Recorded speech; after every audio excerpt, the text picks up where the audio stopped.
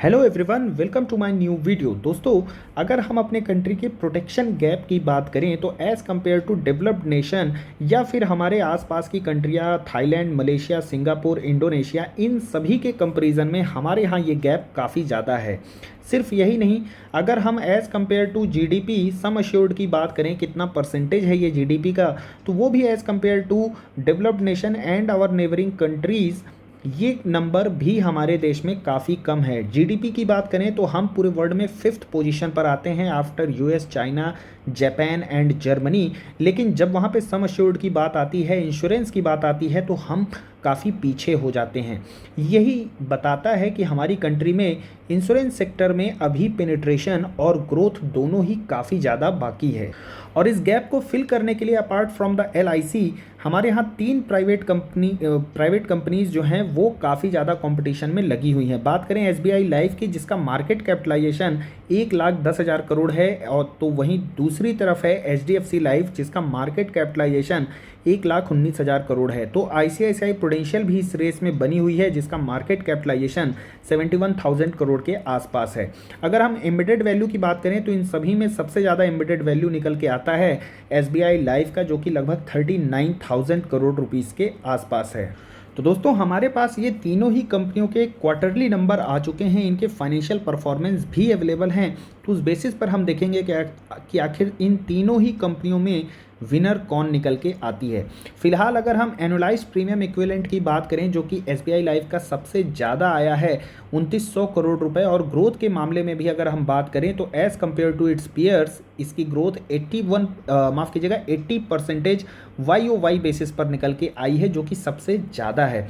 तो एपीई के मामले में और वैल्यू ऑफ न्यू बिजनेस के मामले में यहाँ पर भी एसबीआई लाइफ काफ़ी आगे है। 880 करोड़ के इनके न्यू बिजनेस जो हैं तो ऐड होते हुए हमें देखने को मिले हैं, जबकि अदर कंपनीज़ की हम बात करें तो उससे ये नंबर काफ़ी ज़्यादा है।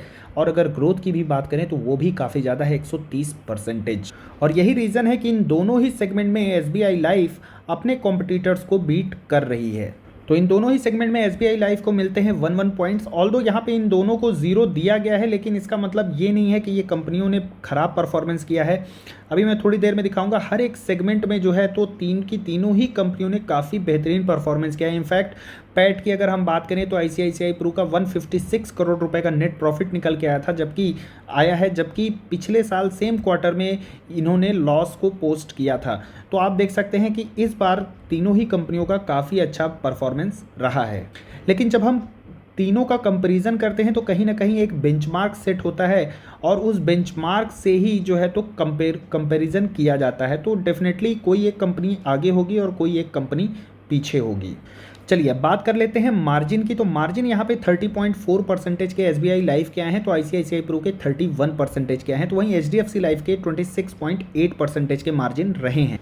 ये मार्जिन अगर आप पिछले 2 सालों का ट्रेंड देखेंगे, FY21 की बात करें तो वहाँ पे भी एसबीआई लाइफ का 23.2% से बढ़ करके 30% का मार्जिन हुआ है, यानी मार्जिन भी काफ़ी ज़्यादा इंप्रूव हुआ है। तो वहीं आईसीआईसीआई प्रू की हम बात करें तो 25.1% से ये इंप्रूव होकर के अभी 31% है। इनफैक्ट अगर हम पिछले साल के मार्जिन की बात करें तो वहाँ से भी आप देखेंगे दोनों ही कंपनियों में इंप्रूवमेंट देखने को मिला है। ऑल्दो एचडीएफसी लाइफ के हमें सेम ही मार्जिन देखने को मिल रहे हैं। तो अगर हम मार्जिन के सेगमेंट की बात करें तो यहाँ पर आईसीआईसीआई प्रू दोनों ही कंपनियों को बीट करती है। अब बात कर लेते हैं प्रॉफिट आफ्टर टैक्स की। तो यहाँ पे सबसे ज़्यादा प्रॉफिट निकल के आया एचडीएफसी लाइफ का, और ग्रोथ भी यहाँ पे एचडीएफसी लाइफ ने काफ़ी ज़्यादा दिखाई है। ऑल्दो यहाँ पे ग्रोथ की बात हम नहीं कर सकते हैं, क्योंकि लास्ट टाइम यहाँ पे नेगेटिव में नंबर आए थे, लॉस में थी कंपनी, तो ये नंबर ग्रोथ वाला अवेलेबल नहीं है। बट हाँ, वहाँ लॉस से कंपनी ने प्रॉफिट पोस्ट किया है और एक बड़ा नंबर पोस्ट किया है, तो डेफिनेटली ये एक बहुत अच्छी बात है यहाँ पे आईसीआईसीआई प्रू के लिए। वहीं अगर हम 5 ईयर के पैट सीएजीआर की बात करें तो यहाँ पे भी ज़्यादा डिफरेंस आपको देखने को नहीं मिलेगा। लगभग 7.89% का एसबीआई लाइफ का है, तो एचडीएफसी लाइफ का 6.95% का है, और यहाँ पे हमें डी ग्रोथ देखने को मिली है अगर हम 5 सालों में कंपेयर करें तो। यानी कि इसके पहले कंपनी का परफॉर्मेंस काफ़ी बेटर था और वहाँ से धीरे धीरे कंपनी का परफॉर्मेंस डिक्लाइन हुआ है।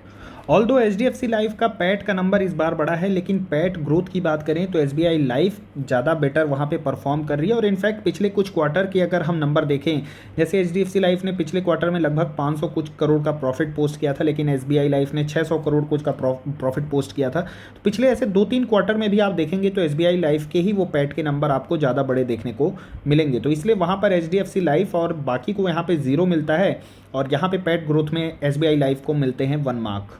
अब बात करते हैं रिटर्न ऑन एम्बेडेड वैल्यू, तो यहाँ पे भी एसबीआई लाइफ के नंबर काफ़ी बेहतर हैं as compare to its peers. और बात करते हैं अगर हम ऑपरेटिंग कॉस्ट की, तो यहाँ पर आप देखेंगे कि कंपनी अर्न करने में कितना पैसा खर्च करती है वो हमें दिखाता है। जितना कम वहाँ पे खर्चे होंगे उतना ही बेटर यहाँ पे आपका ऑपरेटिंग कॉस्ट होगा। तो एसबीआई लाइफ यहाँ पे काफ़ी इफिशिएंटली परफॉर्म कर रही है, और ये नंबर बताते हैं कि ये कंपनी एज़ कम्पेयर टू अपने पीयर्स काफ़ी ज़्यादा एफिशिएंट है। अगर हम यहाँ पे ऑपरेटिंग कॉस्ट जो है तो पिछले साल का भी देखें सेम क्वार्टर में, तो वहाँ पे भी आप देखेंगे कि एसबीआई लाइफ काफ़ी बेहतर यहाँ पे परफॉर्म की है ऑल्दो। लेकिन अगर आप इफिशियंसी देखेंगे इस क्वार्टर में तो हर कंपनी ने यहाँ पे इम्प्रूवमेंट दिखाई है। यही बात मैंने आपको स्टार्टिंग में कही है कि अगर आप नंबर YoY से कंपेयर करेंगे तो यहाँ पे तीनों ही कंपनियाँ जो हैं तो अपने आप में इम्प्रूवमेंट दिखाई हैं, और यही रीज़न है कि आपको तीनों ही स्टॉक में एक अच्छी तेज़ी भी देखने को मिली है। वहाँ पे शेयर होल्डर का कॉन्फिडेंस इन तीनों ही कंपनियों में बढ़ा है। तो यहाँ पर रिटर्न ऑन एम्बेडेड वैल्यू और ऑपरेटिंग कॉस्ट में एसबीआई लाइफ को मिलते हैं 1 मार्क। अब यहाँ पे बात कर लेते हैं एयूएम की, एसेट अंडर मैनेजमेंट। तो आप देखेंगे एसबीआई लाइफ का AUM as compare to its peers यहाँ पे इनका ज़्यादा आपको देखने को मिलेगा, और ये बड़ा नंबर होने के बाद भी इसमें एक अच्छी चीज़ ये रही कि इनके एयूएम में हमें YoY बेसिस में 13% की ग्रोथ देखने को मिली। ऑल्दो आईसीआईसीआई प्रूडेंशियल की हम बात करें तो YoY बेसिस पर 3% से ग्रोथ हुई है, तो वहीं एचडीएफसी लाइफ में सिर्फ 10% से ग्रोथ हुई है। तो यहाँ पे कंपनी एक बड़ा एसेट मैनेज कर रही है, और उस एसेट में ग्रोथ भी आपको बड़ी देखने को मिल रही है। अब बात करते हैं यहाँ पे वैल्यूएशन की।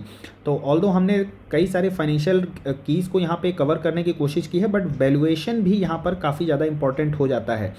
नंबर स्ट्रॉन्ग हैं यहाँ पे, कंपनी के मार्जिन्स काफ़ी अच्छे हैं, यहाँ पे आप देखेंगे ग्रोथ भी काफ़ी अच्छी है, एसेट यहाँ पे एयूएम काफ़ी अच्छा है, एफिशिएंट है ये कंपनी काफ़ी ज़्यादा। इसके बावजूद यहाँ पे एज़ कम्पेयर टू अगर आप पीयर्स की बात करेंगे तो वैल्यूएशन काफ़ी सस्ते यहाँ पे देखने को मिलते हैं। हो सकता है वन ऑफ द रीज़न ये है कि इसकी जो पेरेंट कंपनी है वो एसबीआई है, एक पीएसयू है, तो शायद इस वजह से यहाँ पे वैल्यूएशन थोड़े से कम हैं।